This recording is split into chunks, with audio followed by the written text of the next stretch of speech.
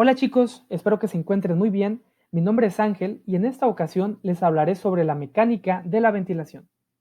Utilicé como referencia el libro de Fisiología de Boron. Concretamente, este es el capítulo número 27. Antes de comenzar, les comentaré tres cositas. Como se dan cuenta, este trabajo está hecho a manera de mapa conceptual. Esto con la intención de tener organizada la información de una manera espaciada. Esto en lo personal me ayuda mucho a la hora de estudiar y espero que a alguna personita por allá afuera también le funcione. Otra cosita, iré resaltando la burbuja que está explicando en su momento. Esto con la intención de que no nos perdamos en toda la información rodeando a esta misma burbuja y así tener, la información pues más organizada. Y por último, como les dije, el libro que utilicé es el libro de Fisiología de Boron. Entonces, justo como está escrito en el Boron, es decir, justo como está la cronología del Boron a como aparecen los temas, las iré presentando en esta presentación. Ustedes se van a ir dando cuenta que podemos ir leyendo el Boron y a su vez viendo este video, ¿ok? Y aparecerá exactamente lo mismo en el mismo orden. Entonces, empezamos con la clase.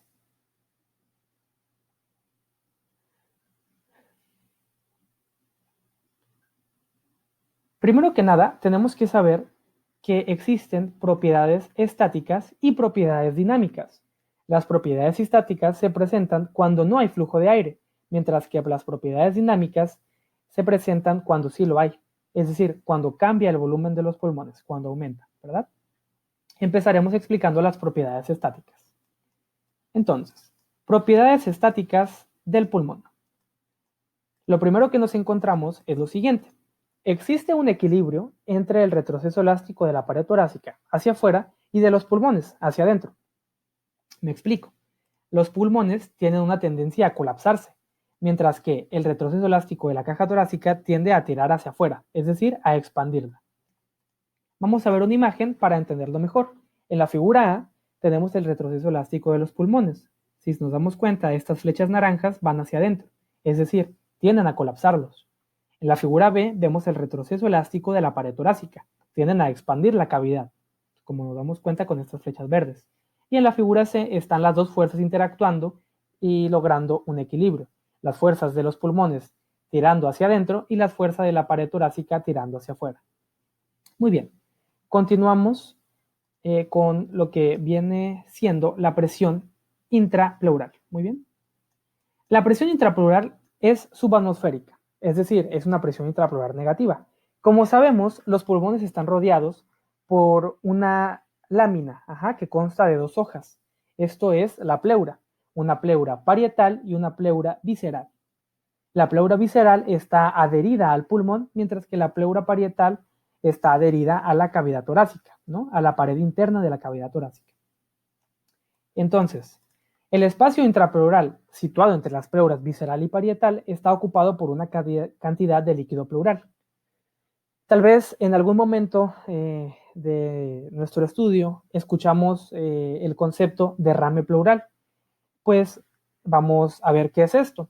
El líquido pleural es un ultrafiltrado del plasma sanguíneo, es decir, los vasos sanguíneos nos dan este líquido, ¿no? Y se almacena en este espacio pleural. También contamos con vasos linfáticos que drenan este líquido, lo que hace que no haya un exceso de líquido pleural en este espacio. ¿Qué pasa si estos vasos linfáticos se tapan y no pueden drenar el líquido pleural? Lo que pasa es que, obviamente, el líquido pleural que se sitúa en este espacio va a aumentar. A esto se le conoce como derrame pleural, a la cantidad excesiva de líquido pleural en el espacio intrapleural. Muy bien. Ahora, como les comenté, los pulmones y la caja torácica tiran hacia los lados opuestos. Esto causa que la presión intrapleural o PIP es menor a la presión barométrica, o sea, a la presión atmosférica. Por ende, el espacio intrapleural es un vacío relativo. Entonces, vamos a verlo de esta manera. Tenemos las pleuras rodeando al pulmón y una pleura rodeando a la pared torácica, ¿verdad? Y el espacio intrapleural, ¿ok? El espacio intrapleural es un vacío porque tenemos una fuerza que lo tira hacia un lado, que tira la pleura parietal hacia un lado, y tenemos los pulmones que tiran a la pleura visceral hacia adentro. Por ende, se crea un vacío, lo que hace que la presión intrapleural, es decir, la presión entre las dos pleuras, sea negativa.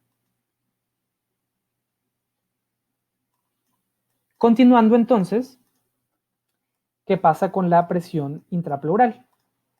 Muy bien, tenemos que saber que el vacío no es uniforme en todas las partes del tórax, es decir, la presión intrapleural no es igual en todas estas partes.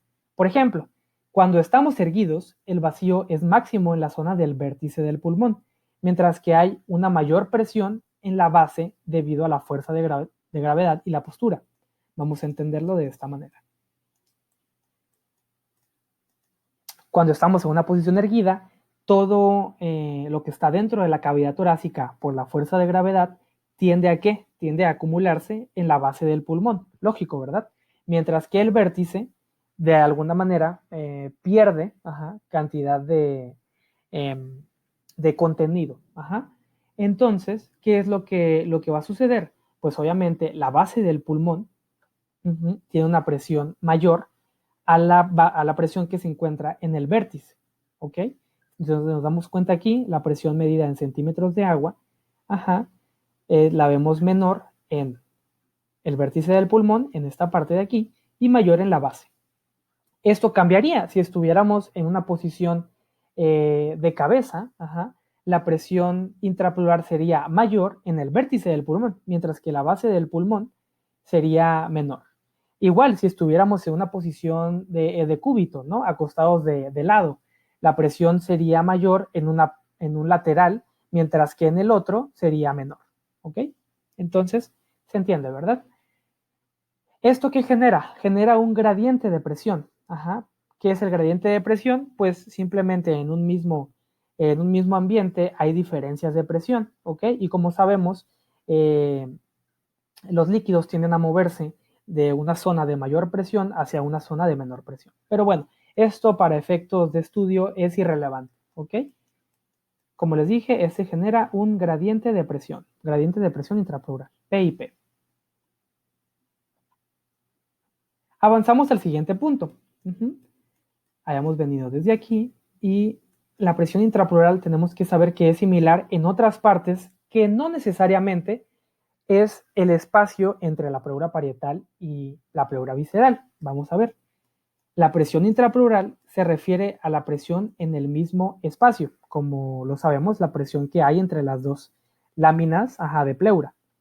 Pero la presión es similar en otras regiones, como ¿en dónde? El espacio virtual entre el diafragma y la pleura parietal. También en el espacio virtual entre el pulmón y la pleura visceral. El espacio intersticial que rodea las vías respiratorias pulmonares, alrededor del corazón y de los grandes vasos, y alrededor y en el interior del esófago. ¿Ok? Es muy similar. Entonces podemos decir que realmente la presión intratorácica es igual en todas las partes del tórax para fines prácticos. Realmente no lo es, pero como les digo, para fines prácticos podemos decirlo de esa manera, que la presión intratorácica es igual a la presión intrapleural. Muy bien. ¿Dónde no va a ser igual esta presión? Pues en la luz de los vasos linfáticos o de los vasos sanguíneos, ¿verdad? No será igual la presión en estas zonas. Y pues llegamos a lo mismo, ¿verdad? Que la presión es diferente en las partes del tórax, pero es muy similar. Muy bien. Entonces, ¿qué otra cosita vamos a ver? Como les comentaba, esta presión intrapleural o interacción de retrocesos elásticos va a determinar el volumen pulmonar. Y es conveniente decir que la presión intrapleural es igual a la presión intratorácica. Como les digo, para fines prácticos, sabemos que la presión intratorácica varía dependiendo de la posición y de qué zona estemos hablando, ¿no? Pero para fines prácticos, como les repito, es igual. Y bueno, la presión que hay en todas las partes del tórax es igual, excepto en la luz de los vasos y vías respiratorias, como ya les había comentado. Muy bien. Y ya para terminar, tenemos que la presión intrapleural media es de menos 5 centímetros de agua después de una expiración tranquila, es decir, en una capacidad residual funcional. Entonces, con esto vemos terminado la primera parte de las propiedades estáticas del pulmón. En el siguiente video comentaremos cómo funciona todo el proceso de inspiración y expiración, algunos músculos principales y músculos accesorios. Muy bien, entonces de momento sería todo. Muchas gracias.